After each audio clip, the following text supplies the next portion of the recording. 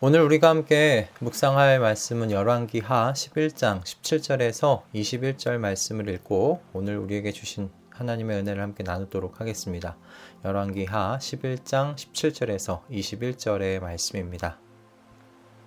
여호야다는 이스라엘 백성이 주님의 백성이 되는 언약을 주님과 왕과 백성 사이에 맺게 하고 동시에 왕과 백성 사이에도 언약을 맺게 하였다. 그렇게 하고 난 다음에 그 땅에 온 백성이 바알의 신전으로 몰려가서 그 신전을 허물고 제단을 뒤엎고 신상들을 완전히 부수어 버렸다. 또 그들은 제단 앞에서 바알의 제사장 맏단을 죽였다. 그리고 여호야다 제사장은 주님의 성전에 경비병들을 세웠다. 그리고 그는 백부장들과 가리 사람들과 호위병들과 그 땅의 모든 백성을 거느리고 왕을 인도하여 주님의 성전에서 데리고 나와서 호위병들이 지키는 문을 지나 왕궁으로 행진하여 들어갔다. 왕이 왕좌에 오르자 그 땅의 모든 백성이 기뻐하였다. 아달랴가 왕궁에서 칼에 맞아 살해된 뒤로 도성은 평온을 되찾았다. 요아스가 왕위에 올랐을 때 그는 7살이었다. 아멘. 열왕기하 10장과 11장에는 북이스라엘과 남유다의 개혁 이야기가 나란히 기록되어 있습니다. 바로 북이스라엘의 예후의 개혁과 남유다의 이 여호야다의 개혁에 대한 이야기입니다. 같은 개혁의 주제가 나란히 기록되어 있어서 이 서로의 개혁의 내용을 비교하면서 읽지 않을 수가 없습니다. 예후의 개혁과 여호야다의 개혁은 서로 자신들의 왕국 안에 있었던 이 바알 우상 숭배, 이 우상 숭배를 쓸어버렸다는 점에서 공통점을 찾을 수 있는데, 그러나 이 두 개혁 사이에는 매우 중요한 차이가 있어요. 바로 그것은 백성과 하나님 사이의 이 언약의 회복이라는 점입니다. 열왕기하 10장에는 북이스라엘의 아합 왕조가 예후에 의해서 멸망하는 이야기가 기록되어 있습니다.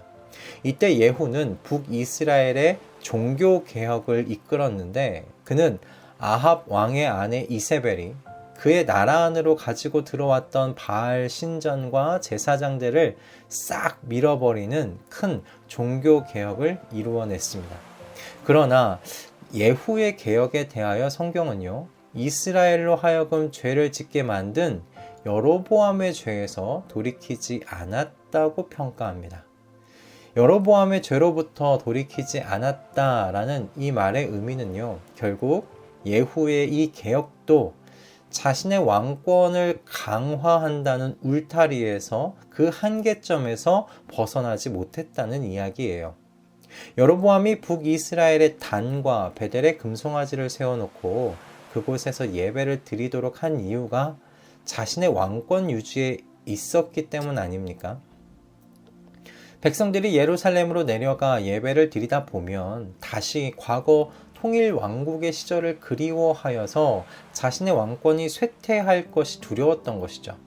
그런데 북이스라엘에서 바알 종교를 쓸어버리는 이 종교 개혁을 이루어낸 예후도 이 한계를 넘어서지 못했다는 평가라는 거죠. 그러나 오늘 우리가 읽고 있는 이 남유다 안에서 일어난 여호야다의 주도로 이루어진 개혁은 이 예후의 개혁과 순서가 좀 다르다는 거예요. 남유다의 여호람 왕은 그 이세벨의 딸 아달랴와 혼인을 했습니다. 그리고 이 이세벨의 딸 아달랴가요, 여호람이 죽자 왕족을 다 죽이고 자신이 남유다의 왕비가 되어서 왕권을 갖고 휘둘렀습니다. 그러나 하나님의 섭리 속에서 다윗의 혈통이었던 요아스 왕자가 살아남았고요, 여호야다의 주도 아래 쿠데타를 일으켜서 이 아달랴를 몰아내고 다윗의 혈통인 요아스를 왕으로 이제 세우게 되죠. 그리고 이어서 행한 것이요, 아달랴가 가지고 들어온 바알 종교를 쓸어버리는 종교개혁이 아니었어요. 바로 이스라엘 백성이 주님의 백성이 되는 언약을 다시 주님과 왕과 백성들 사이에 맺게 하는 일이었습니다. 여러분, 이 개혁이 의미하는 것이 무엇일까요? 바로 여러분, 이스라엘은 왕이신 여호와 하나님을 섬기는 나라라는 이 자기 정체성을 확인한다는 것입니다. 이스라엘은 이웃 나라들과 같은 왕이 다스리는 나라가 아닙니다. 이스라엘은 여호와 하나님께서 왕으로 다스리시는 하나님 나라죠. 그런 신정 국가가 바로 이스라엘입니다. 다른 이웃 나라들과는 달라요. 인간으로서 왕도 백성들도 그러므로 모두 하나님의 왕권 아래 있는 사람들이라는 말입니다. 이것이 이스라엘의 정체성이었어요. 여호야다의 개혁은 어디서부터 시작하는가? 바로 이 이스라엘의 정체성을 다시 한번 확인시키는 데서부터 출발했다라는 말씀입니다. 그래서 말씀은 이렇게 시작하잖아요. 그렇게 하고 난 다음에 여호야다가 하나님과 왕과 백성들 사이에 다시 언약을 세우고 그 다음에 온 백성이 바알 신전으로 몰려가서 바알 종교를 쓸어버렸다고 기록되어 있습니다. 여러분, 이 순서에 주목하셔야 합니다. 이스라엘은 왕과 백성 모두가 여호와 하나님의 왕권 아래 있는 나라라는 이 자기 정체성을 확실히 한 다음에 바알 우상 제거라는 종교 개혁을 이루어냈다는 거예요.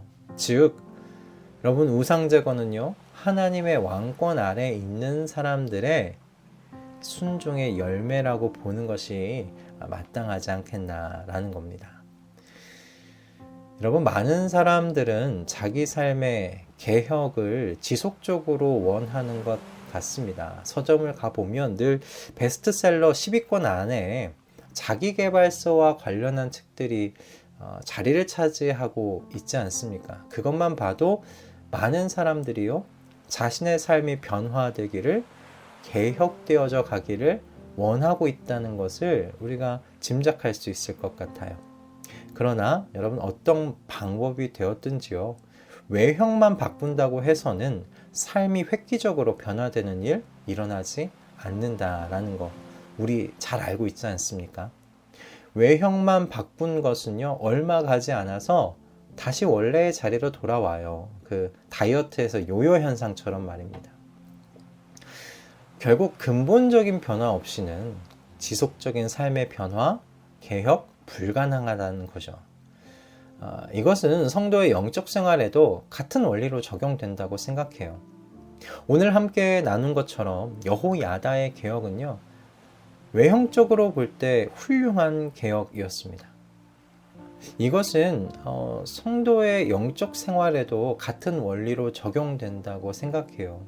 오늘 함께 나누었던 것처럼 여러분, 북이스라엘의 예후의 개혁은요, 외형적으로 볼 때 훌륭한 개혁이었습니다. 그러나 그 안으로 들여다보면 결국 과거와 크게 달라진 것이 없는 개혁이었던 거죠. 그 개혁은 하나님의 영광이 아니라 사람의 영광으로 끝날 수밖에 없었던 개혁이었고요. 그래서 언제든지 과거로 회귀할 수 있는 개혁이었어요. 그러나 오늘 우리가 함께 읽은 이 여호야다의 개혁은 우리에게 시사하는 바가 크다 생각합니다. 지속적인 영적 변화, 삶의 여러분 변화를 원한다면 먼저 우리의 자리를 찾아야 하는 거예요. 정체성을 회복해야 한다는 말입니다. 하나님께서 나의 유일하시고 진정한 왕 되시며 나는 하나님의 모든 말씀에 순종하는 종이나 백성됨을 분명하게 해야 한다는 것, 거기서부터 시작해야 한다는 말씀입니다. 그렇게 성도 안에 하나님의 왕권이 분명하게 세워져야만 우리 안에 일어나는 개혁이요, 지속 가능할 수 있다라는 것이죠. 물론 우리는 개혁의 중간중간에 넘어질 수 있어요. 가끔은 나태해질 수 있어요. 그러나 하나님께서 나의 하나님이 되시고 나는 그분의 종이요 백성이라는 이 정체성을 잃어버리지만 않는다면 성도의 개혁은 언제나 진행형이 될 수 있습니다. 여러분 안에 하나님께서 시작하신 이 개혁을 멈추게 하지 마실 수 있기 바랍니다. 하나님께서 시작하신 개혁이 이루어질 때에 우리가 비로소 진정한 기쁨과 평화를 삶 속에서 누릴 수 있기 때문이에요. 이 일을 위해서 예수 그리스도께서 이 땅 가운데 좋은 소식으로 오신 것 아닙니까? 하나님과 언약 관계를 갱신하고 죄의 모습을 버린 남유다 안에 찾아온 것은 평온함이었습니다. 예후가 이끈 종교개혁 이후에 북이스라엘에는 기쁨과 평화가 찾아왔다는 기록이 없습니다. 여러분, 이것이 무엇을 의미하는 것일까요? 열왕기 저자가 깜빡하고 빼먹은 것일까요? 저는 아니라고 생각합니다. 의도적인 것이라고 생각해요. 기쁨과 평화는요, 외형적인 죄의 제거에서 오지 않아요. 왕권이 바뀔 때, 그래서 진정한 왕 되시는 하나님의 말씀에 대한 순종으로 죄의 뿌리가 들추어져서 사라질 때, 그때 비로소 진정한 기쁨과 평화가 우리 안에 찾아온다고 믿습니다. 오늘 이 말씀이 우리에게 주시는 교훈 잊지 않기를 소망합니다.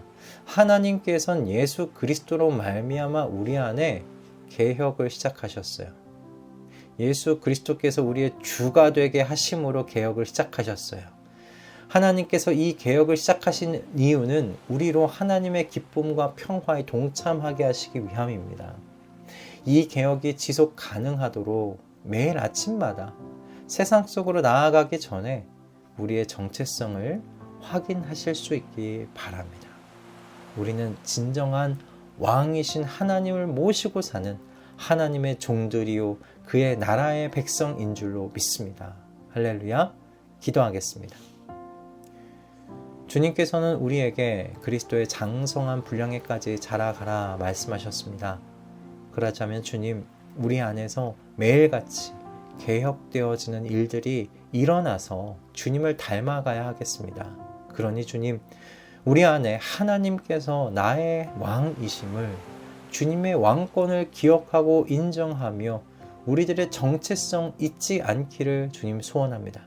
매일 아침마다 우리의 새로워진 정체성을 바로 세우고 세상으로 나아갈 수 있도록 주님, 우리를 성령으로 충만하게 하여 주시옵소서. 예수 그리스도의 이름으로 기도드립니다. 아멘.